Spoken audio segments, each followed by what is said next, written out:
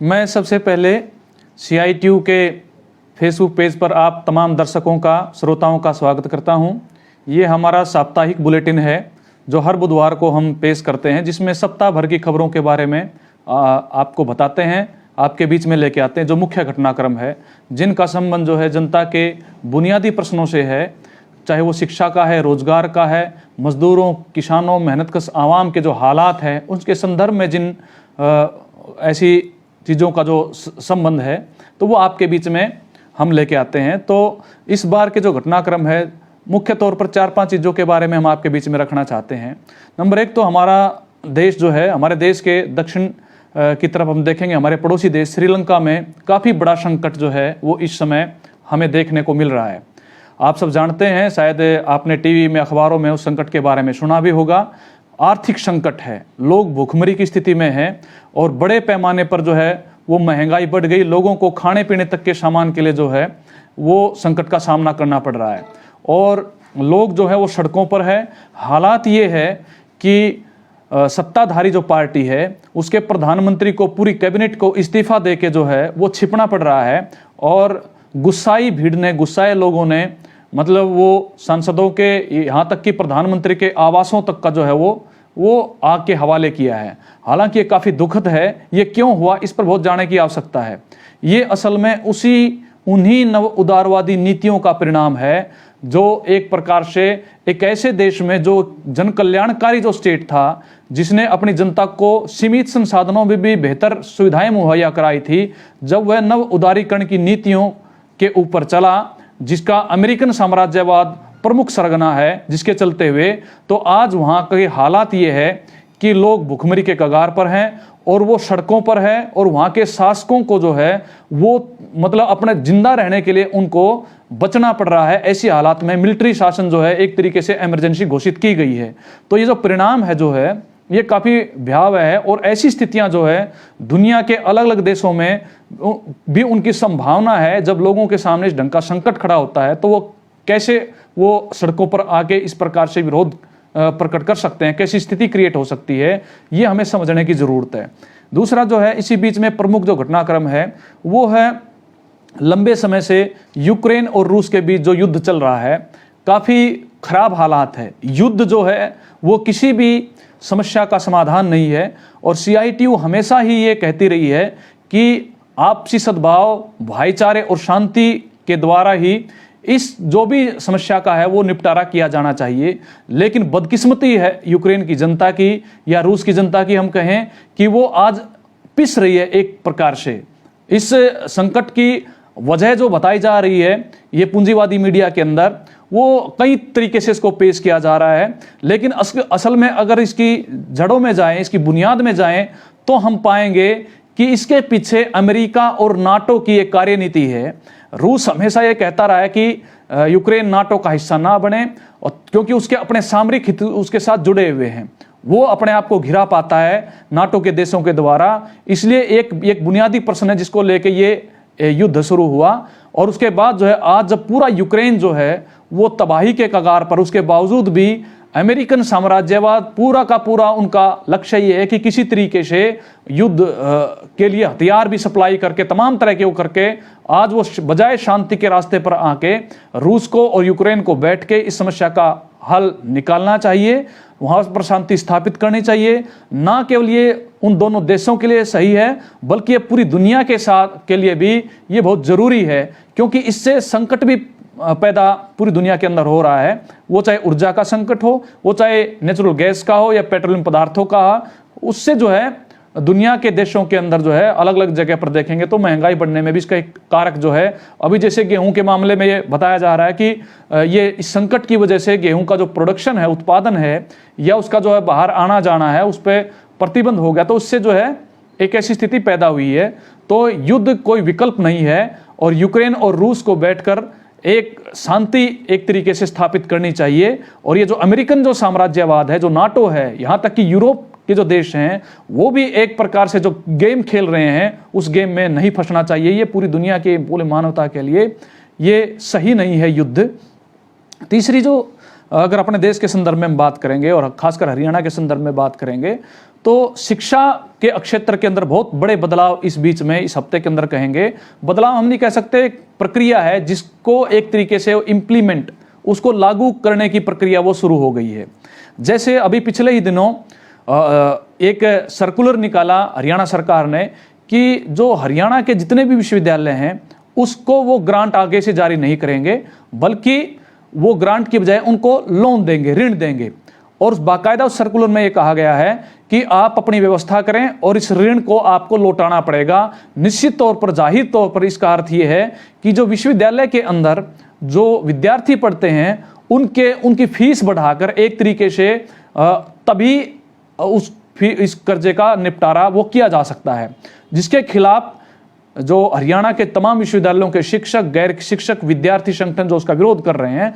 और इसके परिणाम के रूप में हम देख सकते हैं जो हरियाणा की सरकार जो ये कह रही है कि नई शिक्षा नीति, राष्ट्रीय शिक्षा नीति जो बीजेपी सरकार एक मॉडल लेके आई है, उसमें जो है ये 2030 तक ये लागू की जानी है पूरे देश के अंदर, ये उनका लक्ष्य है। लेकिन हरियाणा की सरकार ने तय किया है कि वो 2025 तक इसको लागू करेगी। तो इसका एक परिणाम के रूप में ये सामने हमारे कि उस राष्ट्रीय शिक्षा नीति में यह कहा गया है कि स्टेट यानी सरकार जो है निजी विश्वविद्यालयों और सरकारी विश्वविद्यालयों के बीच में कोई भेदभाव नहीं करेगा और उनको ग्रांट देगा तो समान रूप से ग्रांट देगा।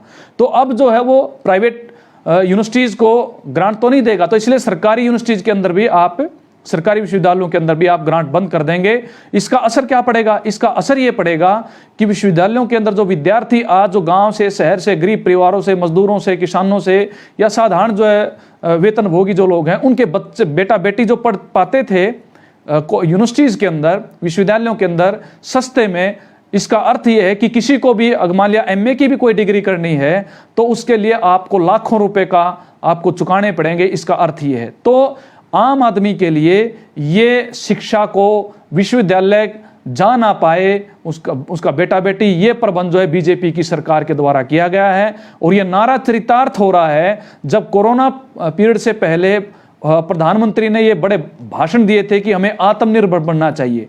तो एक पर हम कह सकते हैं कि देश के करोड़ों विद्यार्थियों को या करोड़ों जनता को जो है आत्मनिर्भर बनने के नाम पर ये उनके भरोसे छोड़ा जा रहा है। एक प्रकार से विश्वविद्यालय जो है, जो एक उच्च गुणवत्ता के केंद्र होते थे, उनको एक ध्वस्त करने की प्रक्रिया जो है बीजेपी की सरकार के टाइम पे ये चल रही है। और ये फीस बढ़ोतरी के रूप में सामने आ रहा है। विद्यार्थी विश्वविद्यालय में, कुरुक्षेत्र विश्वविद्यालय में भी आंदोलन हुआ, लड़कियों ने बाकायदा रात को जो है पूरी रात प्रोटेस्ट किए, तब जाके वहां पर एक बार में फीस थोड़ा वापसी हुई। ऐसे ही महर्षि दयानंद विश्वविद्यालय के विद्यार्थियों ने संयुक्त सामूहिक रूप से जो है आंदोलन करते हुए एक बार कुछ फीसों पर रोक लगवाई है, लेकिन ये ज्यादा दिन रुकने वाला नहीं है और इसके खिलाफ एक लामबंदी भी वो चल रही है। दूसरा जो एक पहलू और इस बीच में, टीचर्स की भर्ती नहीं है। शिक्षकों के बहुत बड़े पैमाने पर पोस्ट खाली पड़ी हैं। एक तरफ कह रहे हैं कि राष्ट्रीय शिक्षा नीति के अंदर कि आप अलग अलग विषय आप पढ़ सकते हैं, आप साइंस स्ट्रीम भी ले सकते हैं, साथ के साथ आप आर्ट के भी विषय ले सकते हैं,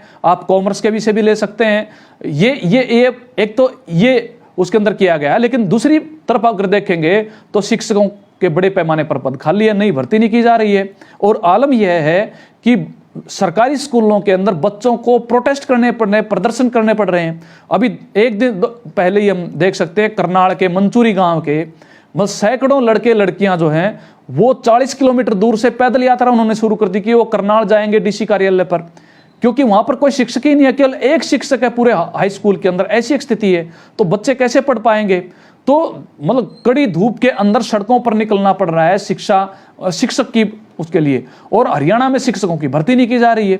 तो ये एक हालात हम देख सकते हैं। एक तरफ सरकार एक टैबलेट, छोटा एक जो है फोन से बड़ा एक आइटम हम कह सकते हैं, वो सरकार ने फैसला किया है 10वीं से 12वीं के विद्यार्थियों के लिए वो 5 लाख विद्यार्थियों को दिया जाएगा। ठीक बात है, दिया जाना चाहिए। लेकिन एक बात यह है कि जब आपने दे दिया, इसका प्रयोग करने की क्षमता, वो टीचर्स कहाँ हैं? हमें अपने पुराने उसमें ये नई तकनीक के साथ जुड़ना बहुत जरूरी है, लेकिन शिक्षकों का कोई विकल्प नहीं हो सकता। और ये एजुकेट शिक्षा के नाम पर हम बहुत पहले भी देख चुके हैं। कई बार जो पिछले 20 सरकारें रही हैं, उन्हें टेंडर किए, कंप्यूटर लगे, एजुसेट का सारा सामान आया, लेकिन उसके बावजूद भी बड़े पैमाने पर, क्योंकि टीचर्स की भर्ती नहीं की आपने, तो वो कंप्यूटर भी ऐसे पड़े रहे। तो ये एक प्रकार, ये हम कह सकते हैं कि सरकार शिक्षकों की भर्ती को लेके बिल्कुल गंभीर नहीं है। और ये टैबलेट वितरण ठीक है किया जाना चाहिए, लेकिन वो वितरण के जो कार्यक्रम किए जा रहे हैं उसी पर मतलब 91 लाख रुपए आयोजनों पर ही खर्च किए जा रहे हैं, जो अलग अलग जगह पर ये वितरण का कार्यक्रम होगा। तो इससे बचा जा सकता है और इस पैसे को जो है आप जो है शिक्षा के अन्य कार्यों के अंदर ये लगा सकते हैं। एक ऐसी ये किया जा सकता है, लेकिन ये नहीं किया जा रहा है। एक और काम हरियाणा की सरकार ने इस बीच में किया है, वो इतिहास के पाठ्यक्रम में बदलाव किया है। और वो उस बदलाव में जो हमारी इतिहास की जो पाठ्य पुस्तकें थी, जिनका एक राष्ट्रीय और अंतर्राष्ट्रीय संदर्भ था, क्योंकि इतिहास जो है वो पूरी दुनिया का, पूरे देश का, उसकी एक अपनी एक अपना क्रम है। और जिसको स्थापित किया दुनिया और देश के बड़े बड़े इतिहासकार जिन्होंने खोजें की हैं, उन्होंने बाकायदा उसको एक पाठ्यक्रम तय किया, जिसमें जो है हमारी एनसीबी, जिसको हम कह सकते हैं, हमारा जो सीबीएसई का जो पैटर्न जो है वो लेके आए। लेकिन हरियाणा की सरकार ने उसको पाठ्यक्रम से हटाकर उसको बहुत सीमित कर दिया और हरियाणा के कुछ एरिया को अधिक उसमें दिया। लेकिन उसमें कोई बात नहीं, हरियाणा के भी अधिक आ सकते हैं। लेकिन सवाल यह है कि कुछ ऐसे उसमें कंटेंट, कुछ ऐसी चीजें उसमें डाली गई हैं जो भविष्य में हमारे सामने आएंगी, जो एक प्रकार से इतिहास को तोड़ मरोड़ के जो पेश किया जा रहा है। यहां तक कि भी हो रहा है कि कुछ जो है ऐसे जो हमारे इतिहास पुरुष रहे हैं उनको हटा के भी कुछ को नया जोड़ा गया है। और एक उसमें सावरकर जी हैं, वीर दामोदर सावरकर, वीडी सावरकर जिनका नाम लिया जाता है, जिनके बारे में ये तथ्य हैं, मौजूद हैं कि उन्होंने अंग्रेजी राज के अंदर, मतलब वो जेल से माफीनामे लिख के वो बाहर आए और ताउम्र उन्होंने जो है अंग्रेजी राज जब तक हिंदुस्तान के अंदर रहा उसकी सेवा की। बाकायदा उन्होंने पेंशन ली अंग्रेजी सरकार से, कभी अंग्रेजों के खिलाफ नहीं बोले। और उन्होंने हिंदुस्तान के अंदर, देश के अंदर जो है ये द्विराष्ट्र जो सिद्धांत का एक प्रकार से जो भाईचारे को बिगाड़ने वाला जो सिद्धांत है उसका उन्होंने वो आगे बढ़ाया उस विचार को।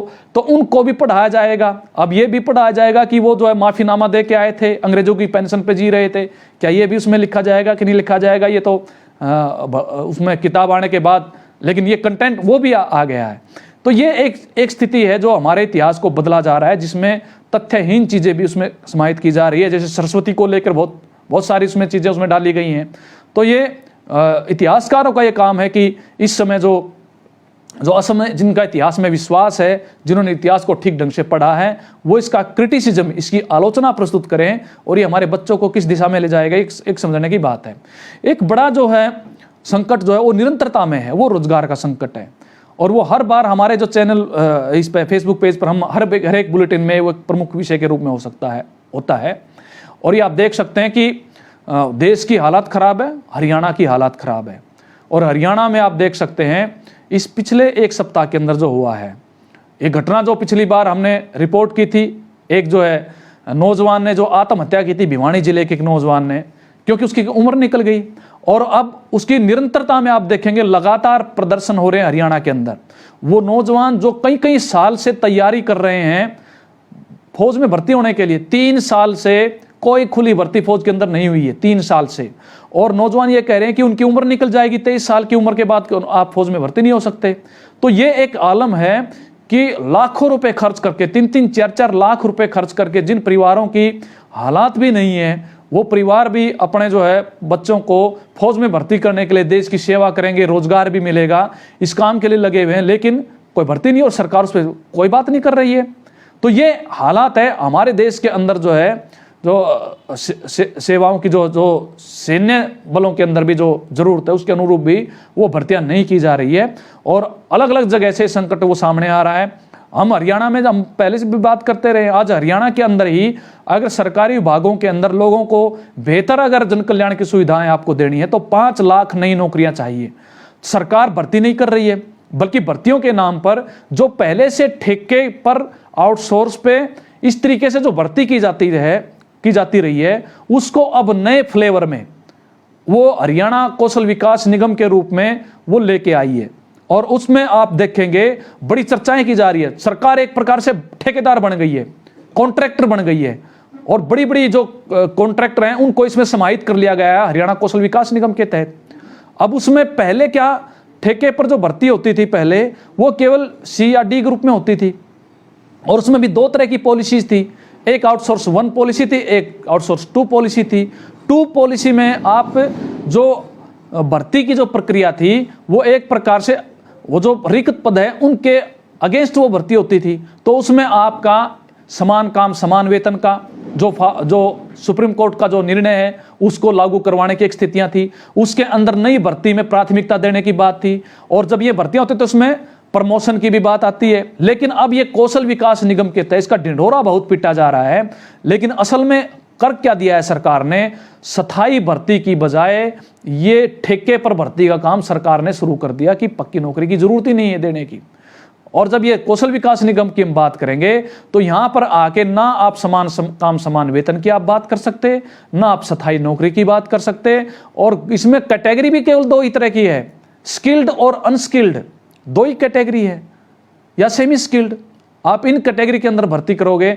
और बड़ी बात यह है कि आप चौथे दर्जे से लेके और मतलब आप डी ग्रुप, सी ग्रुप और बी ग्रुप भी आप देखोगे कि कार्यक्रम अधिकारियों की भी, एसडीओ, जेई, यूनिवर्सिटी के लेक्चरर, तमाम पोस्ट पे आप हरियाणा कौशल विकास निगम के तहत जो है उसके तहत आप भर्ती करोगे। इसका अर्थ क्या है कि ये निचोड़ने की बात है, दोहन करने की बात है। जो हमारे पढ़े लिखे जो युवा जो हैं, जो नौकरी की इच्छा रखते हैं, जिन्होंने अपना पूरा, जो उनके परिवारों ने अपना पूरी पढ़ाई के लिए अपना पूरा इन्वेस्ट किया है, आप उनको जो है एक ठेकेदारी के तहत एक रेगुलराइज कर रहे हैं ठेकेदारी सिस्टम को, जिसमें आगे ना कोई पदोन्नति का मामला है और ना कोई उनका समान काम समान वेतन का मामला है। तो ये एक प्रकार से डिनाइल है स्थायी नौकरी से, उसको बाहर किया जा रहा है।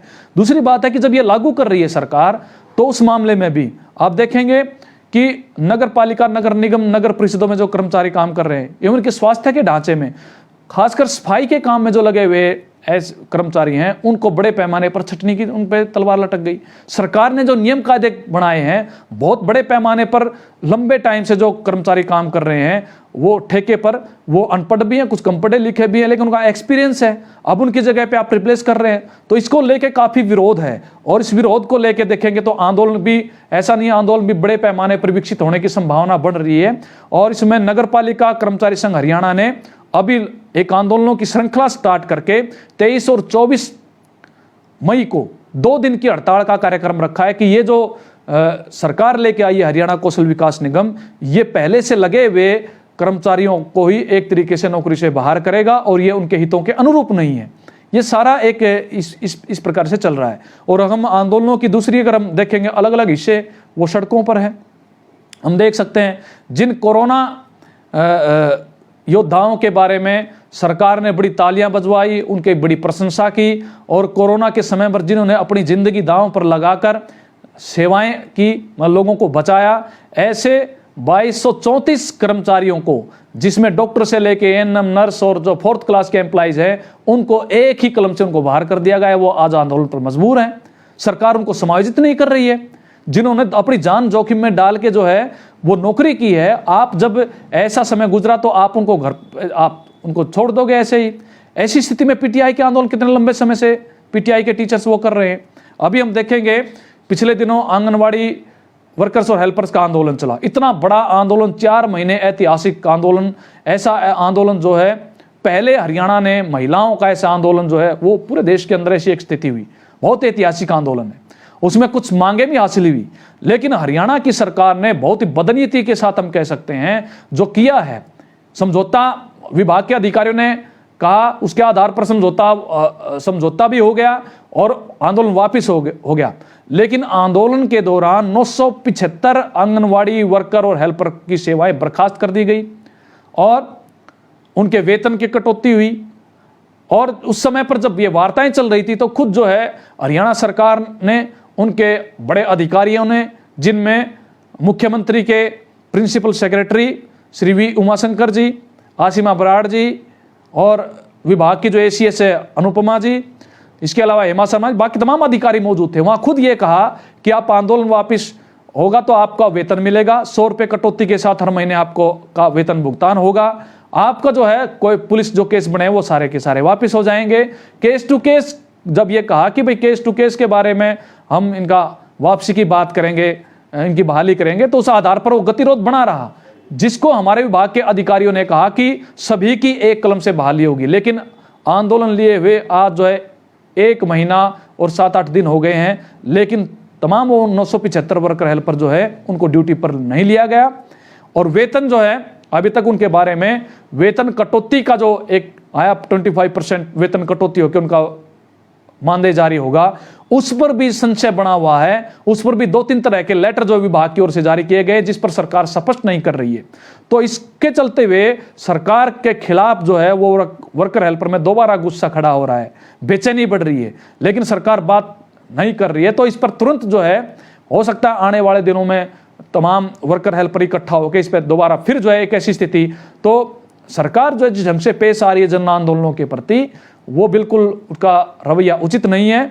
और इस मसले पर निश्चित तौर पर हरियाणा के जितने भी ऐसे आंदोलन है, चाहे मजदूरों के हैं, चाहे किसानों के, चाहे विद्यार्थियों के, चाहे नौजवानों के हैं, उन चाहे महिलाओं के, उन सबको एकजुटता के साथ जो है इनके बीच में एक संगति बनाते हुए अपने आंदोलनों में एक कोऑर्डिनेशन बनाते हुए सरकार को कटघरे में रखना चाहिए, ताकि जितनी भी ये विक्टिमाइजेशन है, चाहे वो आंगनवाड़ी वर्कर हेल्पर की है, चाहे वो स्वास्थ्य विभाग के अंदर जो कर्मचारी जिनको निकाला गया 22 से 34 चाहे वो हैं, चाहे वो पीटीआई शिक्षक हैं, जितने भी हरियाणा के अंदर कर्मचारी जो निकाले गए हैं नौकरियों से, या रोजगार के सवाल को लेके, या ये शिक्षा के अंदर जो हमला किया जा रहा है जिसमें विश्वविद्यालयों की ग्रांट ही एक तरफ सरकार ने बंद कर दी और उनको कर्जे दे रही है, इस सब के खिलाफ, और चाहे उद्योग हो चाहे उद्योग के बाहर हो, जो भी विक्टिमाइजेशन है उसके खिलाफ जो है सब लोग इकट्ठे हों और लड़ाई की तैयारियां करें। ये इतनी बातचीत कहते हुए मैं पुनः आपसे अनुरोध ये करता हूं कि आप हर सप्ताह जो है जरूर जो है इस बुलेटिन में आइए और सप्ताह भर की जो खबरों के साथ जो है आप अपडेट होइए। और अगले बुधवार भी समय 8 बजे होगा, आप ज़रूर इस फेसबुक पेज लाइव में आप आएंगे। आपका बहुत बहुत शुक्रिया, धन्यवाद।